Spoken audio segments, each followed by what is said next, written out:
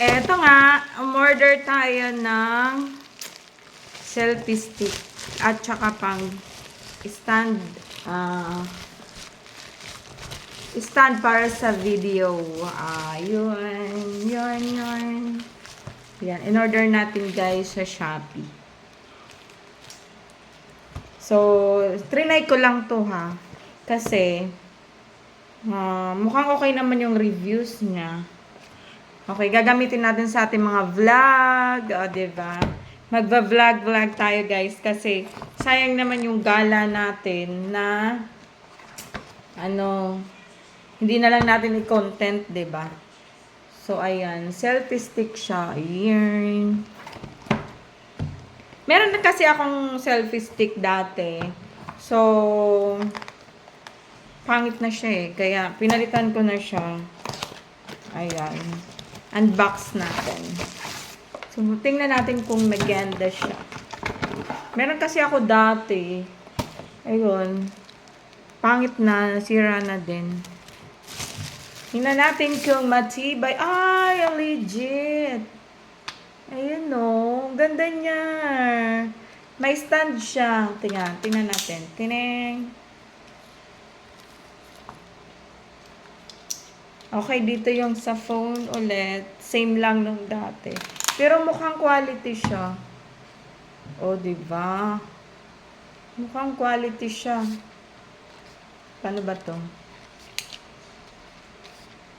Hindi ko alam paano buksan. Oh. In fairness ha. Mukhang quality siya. Subukan natin. Subukan natin, guys. Para nakakapag-video tayo. Ganda, oh. Mukhang quality naman siya, oh. Ito nilalagay yung phone.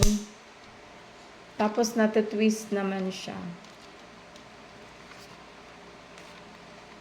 Then, paano siya ay,